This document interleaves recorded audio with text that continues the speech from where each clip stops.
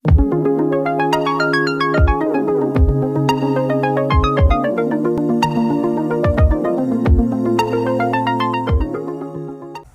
Welcome back to our channel. ഇന്ന് നമ്മൾ 11th ക്ലാസ്സിലെ ബയോമോളിക്യൂൾസ് എന്ന ചാപ്റ്ററാണ് സ്റ്റാർട്ട് ചെയ്യുന്നത്. നിങ്ങളൊക്കെ വളരെ ടഫാണ്, ബോറിംഗ് ആണ് എന്ന് പറയുന്നൊരു ചാപ്റ്ററാണിത്.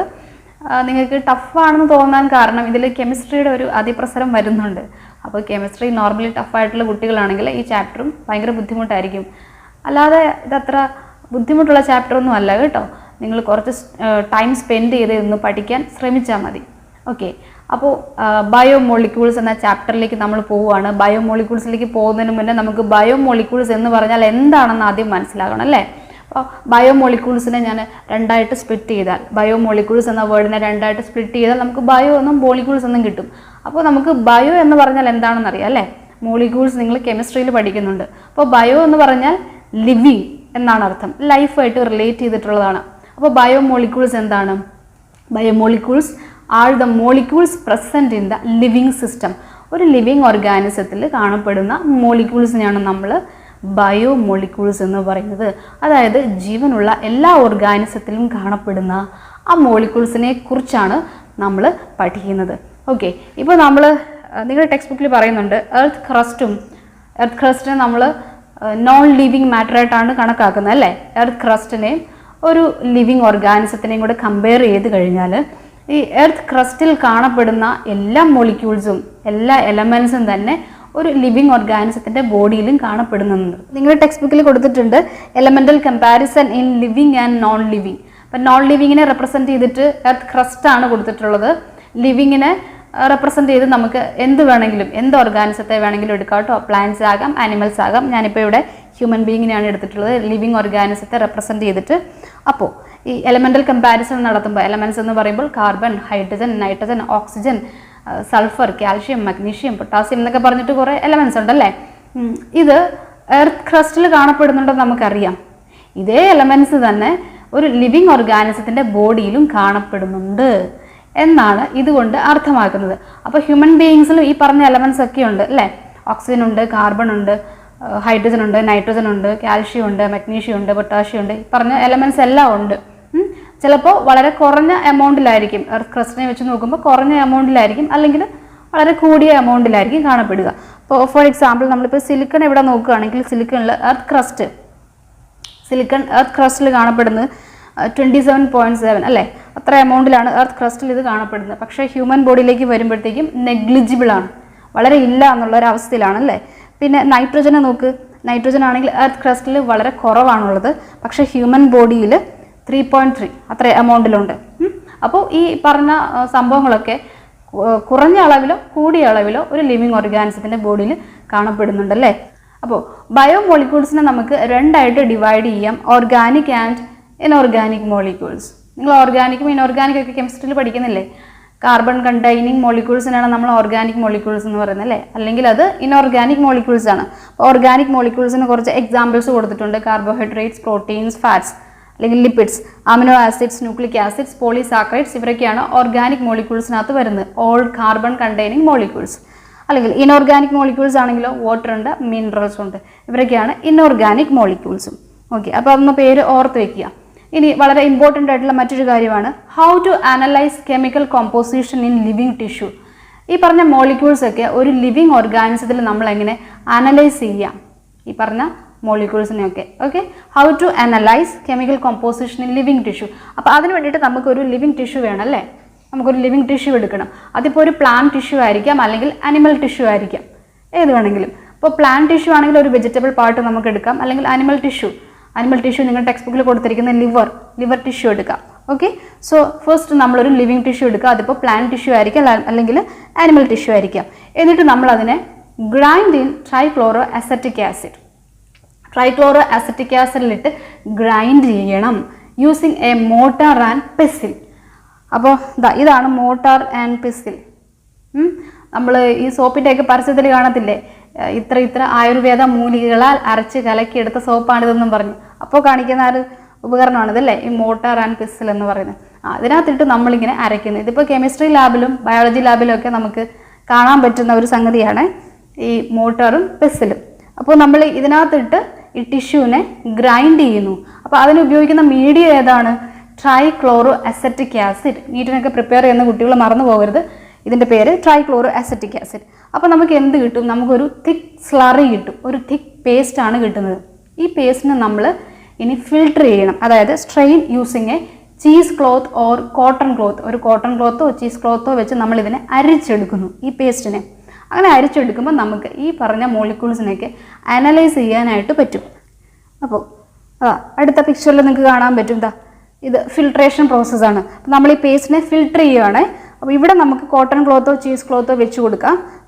അപ്പോൾ ഫിൽട്രേഷൻ നടന്നിട്ട് കിട്ടുന്ന ആ സൊല്യൂഷൻ ഇവിടെയാണ് നമ്മൾ കളക്ട് ചെയ്യുന്നത്, ഈ ഫ്ലാസ്കിലാണ് കളക്ട് ചെയ്യുന്നത്.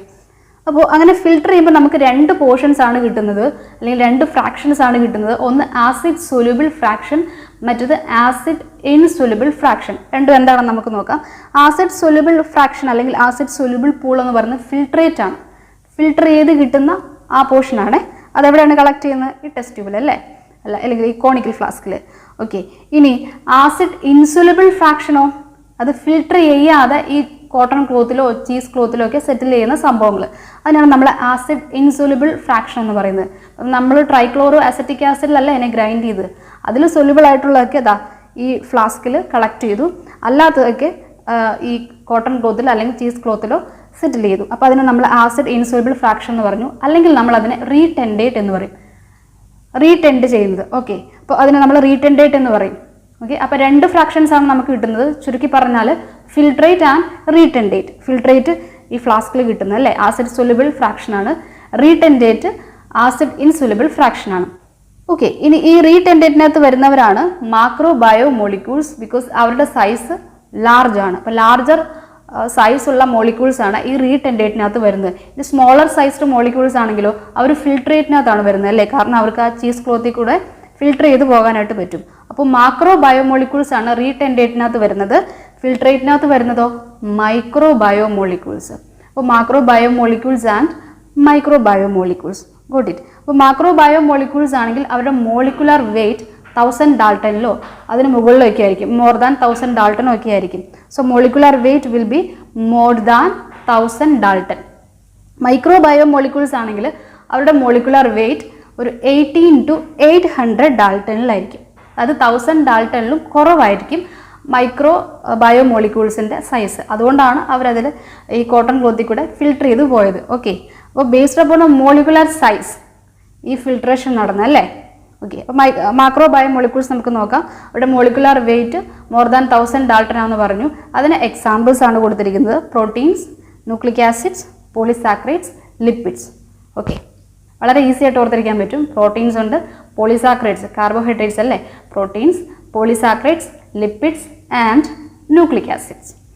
ഇനി മൈക്രോ ബയോമോളിക്യൂൾസ് ആണെങ്കിലോ കുറച്ചുകൂടെ സൈസ് കുറഞ്ഞവരാണ്, കുറച്ചുകൂടെ നല്ല രീതിയിൽ സൈസ് കുറഞ്ഞവരാണ്. ആരൊക്കെയാണ്? Amino acids, nucleotides, monosaccharides. വളരെ സിമ്പിൾ ആയിട്ടുള്ള കോമ്പോണൻസ് ഒക്കെയാണ് ഈ മൈക്രോ ബയോമോളിക്യൂൾസിനകത്ത് വന്നിരിക്കുന്നത് അല്ലേ. ഓക്കെ, അപ്പോൾ നമ്മൾ മാക്രോ ബയോമോളിക്യൂൾസിനെയും മൈക്രോ ബയോമോളിക്യൂൾസിനെയും സെപ്പറേറ്റ് ചെയ്തു. ഇനി ഇവിടെ നിങ്ങൾ ഓർത്ത് വയ്ക്കേണ്ട പ്രധാനപ്പെട്ട കാര്യം, ഈ ലിപ്പിഡ്സ് ശരിക്കും മൈക്രോ ബയോമോളിക്യൂൾസ് ആണ്, പക്ഷേ നമ്മളിവരെ മാക്രോ ബയോമോളിക്യൂൾസിൻ്റെ കൂടെയാണ് കാണുന്നത്.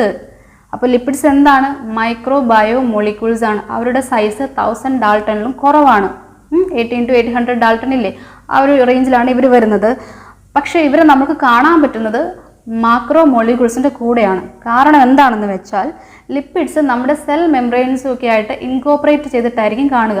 നിങ്ങൾ പ്ലാസ്മ മെംബ്രെയിൻ്റെ സ്ട്രക്ചറൊക്കെ പഠിച്ചില്ലേ, അപ്പോൾ നിങ്ങൾ ഫോസ്ഫോ ലിപ്പിഡ് ബൈലറൊക്കെ പഠിച്ചായിരുന്നല്ലേ, ഓർക്കുന്നുണ്ടോ? അപ്പോൾ ലിപ്പിഡ്സ് നമ്മുടെ സെൽ മെംബ്രെയിനുമായിട്ട് അല്ലെങ്കിൽ അതർ മെംബ്രെയിൻസും ഒക്കെ ആയിട്ട് ഇൻകോപ്പറേറ്റ് ചെയ്തിട്ടായിരിക്കും കാണപ്പെടുക. ഓക്കെ, അപ്പോൾ നമ്മൾ ഈ ടിഷ്യൂവിനെ ഗ്രൈൻഡ് ചെയ്യുമ്പോൾ, അല്ലെങ്കിൽ നമ്മുടെ സെല്ലിനെ ഗ്രൈൻഡ് ചെയ്യുമ്പം സെൽ മെംബ്രെയിൻ ബ്രേക്ക് ചെയ്ത് സ്മോൾ പീസസ് ആയിട്ട് മാറും. അങ്ങനെ അവർ വെസിക്കിൾസ് ഫോം ചെയ്യും. വെസിക്കിൾസ് എന്ന് പറയുമ്പോൾ സ്പൊറിക്കൽ ഷേപ്ഡ് സ്ട്രക്ചേഴ്സ് അല്ലേ.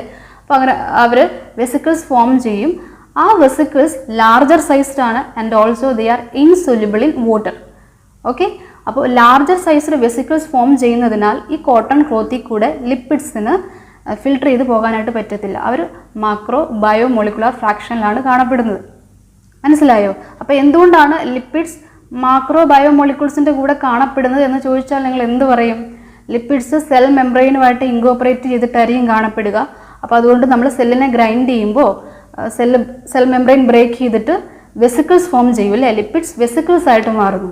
ഈ വെസിക്കിൾസ് ലാർജർ സൈസ്ഡ് സ്ട്രക്ചേഴ്സ് ആണ്. സോ അതിന് ഫിൽട്ടർ ചെയ്ത് കോട്ടൺ ക്ലോത്തിൽ കൂടെ ഫിൽട്ടർ ചെയ്ത് പോകാനായിട്ട് പറ്റത്തില്ല. സോ നമ്മൾ അവരെ മാക്രോ ബയോ മോളിക്യൂൾസിൻ്റെ കൂടെയാണ് കാണുന്നത്. Okay, since the vesicles are large in structure, they will not filter through the cotton cloth, so that they seen with macro biomolecules. അത്രയേ ഉള്ളൂ. So based upon the molecular weight, macro ബയോമോളിക്യൂൾസും micro biomolecules ഏതാണെന്ന് ചോദിച്ചാൽ നമ്മൾ എങ്ങനെ എഴുതും? Macro biomolecules നമ്മൾ നേരത്തെ പറഞ്ഞവർ തന്നെയാണ്. കാർബോഹൈഡ്രേറ്റ്സ് അല്ലെ, polysaccharides, proteins and nucleic acids. Okay, nucleic ആസിഡ്സിൽ DNA ഉണ്ട്, RNA ഉണ്ട്. ഇപ്പോൾ ഞാൻ ഇവിടെ DNA RNA എന്നാണ് കൊടുത്തിരിക്കുന്നത്. അവരിനോട് ചേർത്ത് നമുക്ക് ന്യൂക്ലിക് ആസിഡ്സ് എന്ന് പറയാം. So proteins, polysaccharides, DNA and RNA are macro biomolecules. Okay, ഇനി മൈക്രോ ബയോമോളിക്യൂൾസ് ആണെങ്കിലോ നമ്മൾ ലിപ്പിഡ്സിനെ ഇവിടെ ചേർക്കുവാണ്. Based upon the molecular size ആണ് പറയുന്നത്. നമ്മൾ ആ സെപ്പറേഷൻ്റെ ബേസിസിലല്ല പറയുന്നത്, based upon the molecular size. അപ്പോൾ micro biomolecules, lipids, amino acids, nucleotides and monosaccharides. ഇവിടെ നമ്മൾ ലിപ്പിഡ്സിനെയും കൂടെ ചേർക്കുവാണ്, കാരണം അവരുടെ മോളിക്കുലർ സൈസ് 1000 ഡാൾട്ടനിലും കുറവാണ്. ഓക്കെ, അപ്പോൾ ഓർഗാനിക് മോളിക്യൂൾസിനെ ലിവിങ് ടിഷ്യൂസിൽ നിന്ന് എങ്ങനെ അനലൈസ് ചെയ്യാം എന്ന് നമ്മൾ മനസ്സിലാക്കി. ഇനി ഇനോർഗാനിക് കോമ്പൗണ്ട്സിനെ നമുക്ക് എങ്ങനെ അനലൈസ് ചെയ്യാനായിട്ട് പറ്റും ലിവിങ് ടിഷ്യൂസിൽ നിന്ന്? How to find out inorganic compounds in living tissue? എങ്ങനെ നമുക്ക് ഇനോർഗാനിക് കോമ്പൗണ്ട്സിനെ അനലൈസ് ചെയ്യാൻ പറ്റും? അതിന് നമ്മൾ മറ്റൊരു ടെക്നിക്കാണ് യൂസ് ചെയ്യുന്നത്. അതിന് വേണ്ടിയിട്ട് നമ്മളൊരു അനിമൽ ടിഷ്യൂ, പ്ലാന്റ് ടിഷ്യൂ എടുക്കും. നമുക്കൊരു ടിഷ്യൂ വേണം അല്ലേ? സോ നമ്മളൊരു പ്ലാന്റ് ടിഷ്യൂ, അനിമൽ ടിഷ്യൂ എടുക്കുന്നു, എന്നിട്ട് അതിനെ ഉണക്കുന്നു. You have to dry the tissue. നന്നായിട്ട് ഉണക്കി കഴിയുമ്പോൾ എന്ത് പറ്റും? അതിലെ വാട്ടർ കണ്ടന്റ് എല്ലാം പോകും അല്ലേ? അപ്പോൾ ഡ്രൈ ദ ടിഷ്യൂ, അതിനുശേഷം നമ്മൾ ബേൺ ചെയ്യുന്നു ആ ടിഷ്യൂവിനെ. So burn the tissue. അപ്പോൾ ബേൺ ചെയ്യുമ്പോൾ എന്ത് പറ്റും? നിങ്ങൾ കെമിസ്ട്രിക്കകത്തൊക്കെ പഠിക്കുന്നുണ്ട്. ബേൺ ചെയ്യുമ്പം all carbon containing compounds will be removed. എന്നിട്ട് നമുക്ക് എന്ത് കിട്ടും? കുറച്ച് ആഷ് കിട്ടും അല്ലേ? ഈ ആഷിനകത്ത് നമുക്ക് ഇനോർഗാനിക് എലമെൻസിനെ തപ്പിപ്പിടിക്കാനായിട്ട് പറ്റും. ഓക്കെ, അപ്പോൾ ആ സ്റ്റെപ്സ് ഏതൊക്കെയാണ്? Dry the tissue, burn the tissue. അപ്പോൾ നമുക്ക് ആഷ് കിട്ടും. ആഷ് കണ്ടെയ്ൻസ് ഇനോർഗാനിക് എലമെൻസിലേക്ക് കാൽഷ്യം, മഗ്നീഷ്യം, പൊട്ടാസ്യം, സിങ്ക്, അങ്ങനെയുള്ള ഇനോർഗാനിക് എലമെൻസിനെയൊക്കെ നമുക്ക് അനലൈസ് ചെയ്യാനായിട്ട് പറ്റും ഈ സ്റ്റെപ്സിലൂടെ. ഓക്കെ, അപ്പോൾ ഇന്നത്തെ ക്ലാസ്സിൽ നമ്മൾ ബയോമോളിക്യൂൾസ് എന്താണെന്ന് ജസ്റ്റ് ഒരു ഇൻട്രൊഡക്ഷനെ പറഞ്ഞുള്ളൂ. ബയോമോളിക്യൂൾസിൽ മാക്രോ ബയോമോളിക്യൂൾസ് ഉണ്ടെന്ന് കണ്ടു, മൈക്രോ ബയോമോളിക്യൂൾസ് ഉണ്ടെന്ന് കണ്ടു. ഈ ഓർഗാനിക് മോളിക്യൂൾസിനെ എങ്ങനെ ലിവിങ് ടിഷ്യൂവിൽ നിന്ന് നമുക്ക് അനലൈസ് ചെയ്യാമെന്ന് കണ്ടു അല്ലേ? How to analyse the chemical composition in living tissue. അതുപോലെ തന്നെ ഇനോർഗാനിക് കോമ്പൗണ്ട്സിനെ നമുക്ക് എങ്ങനെ ലിവിങ് ടിഷ്യൂവിൽ നിന്ന് അനലൈസ് ചെയ്യാമെന്നും കണ്ടു. അടുത്ത ക്ലാസ്സിൽ നമുക്ക് അടുത്ത ടോപ്പിക് ഡിസ്കസ് ചെയ്യാം.